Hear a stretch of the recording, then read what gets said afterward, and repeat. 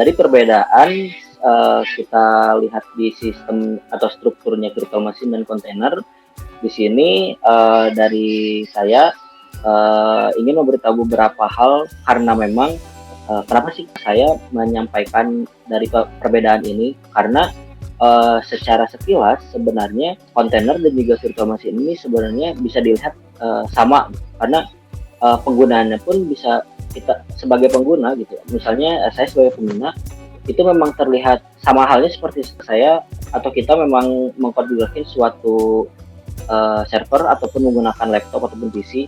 Ibaratkan bisa kita bayangkan seperti laptop dan juga PC gitu. Jadi memang dua hal ini tuh hal yang sama yang kita gunakan, tetapi untuk PC dan laptop ini kan secara fisik memang cukup terlihat jelas berbeda gitu. Nah, virtual machine dan kontainer itu perbedaannya yang tadi saya sebutkan. Nah, dari perbedaan ini beberapa orang bingung untuk memilih gitu. Jadi dalam hal penggunaan kalau sama, sebenarnya kapan kita pas untuk menggunakan virtual machine dan juga kontainer gitu. Kalau untuk Bapak dan Ibu menggunakan virtual machine, ini cocoknya dari saya bisa menyimpulkan ada 4 poin.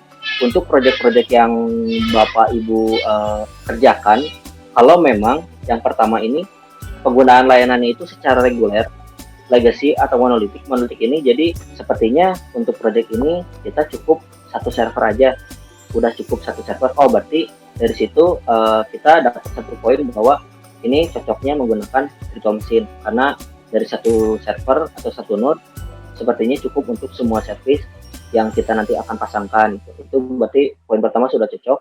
Yang kedua itu kalau misalnya pengembangan aplikasinya memang tidak jarang dilakukan, atau misalnya ini sepertinya project yang kita lakukan atau yang kita kerjakan jatuhnya langsung production nih, kita nggak harus banyak ngembangin aplikasinya. Jadi siklus untuk pengembangan sistem ini tidak sering gitu, jadi benar-benar jarang. Nah, lebih cocoknya Bapak dan Ibu menggunakan virtual machine. Nah, 2 poin ini berarti sudah masuk. Lalu yang ketiga, kustomisasi sesuai keinginan sistem.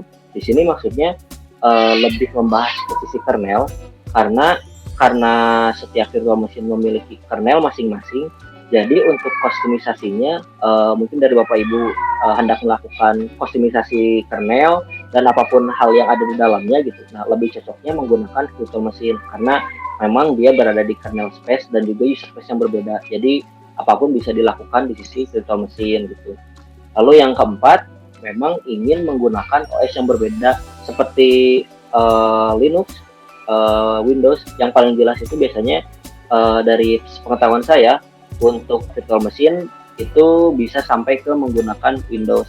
Untuk yang saat ini saya belum tahu apakah kontainer support untuk memasangkan OS dari Windows, dan ada beberapa pun kontainer yang memang tidak menyediakan OS yang kita butuhkan. Jadi virtual machine memang benar-benar diperuntukkan saat kita tuh ingin menggunakan OS yang aneh-aneh lah gitu, ibaratnya lebih gampang disebutnya gitu.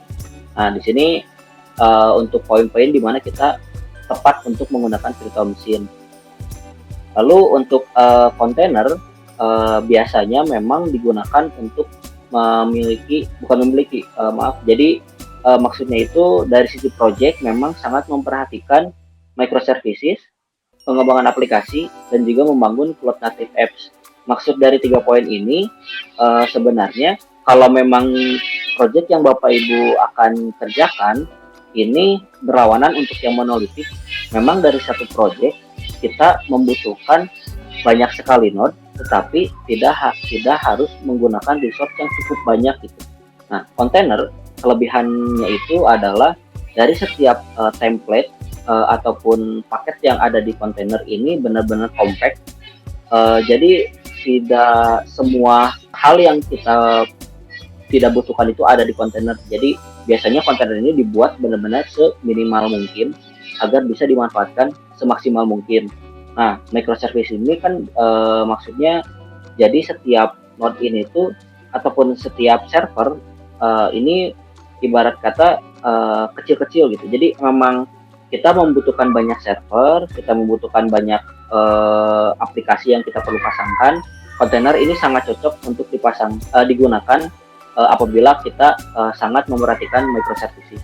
Terus yang kedua, pengembangan aplikasi di sini juga sama berlawanan dengan poin kedua di virtual machine, memperhatikan siklus pengembangan sistem. Alasannya kenapa kontainer dipilih untuk menjadi infrastruktur development gitu, atau apa ya, kayak penguji cobaan, karena memang kontainer dengan resource yang kecil itu untuk pembuatan ulangnya memang cukup mudah. Jadi apabila pahitnya dari Bapak dan Ibu ternyata saat mengembangkan aplikasi ada suatu kesalahan ataupun hal yang perlu dilakukan ulang gitu, kontainer ini sangat mudah dan bisa meminimalisasi waktu dalam pengerjaannya gitu.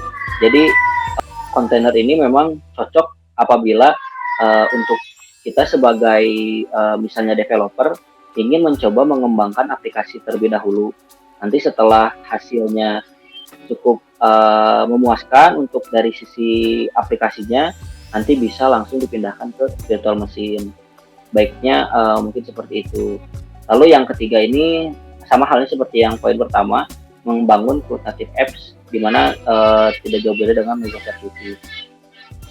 Jadi dari sini Bapak dan Ibu bisa tahu sedikit hal yang bisa menentukan poin ataupun keadaan di mana sih waktu kita harus menggunakan virtual machine dan atau harus menggunakan kontainer.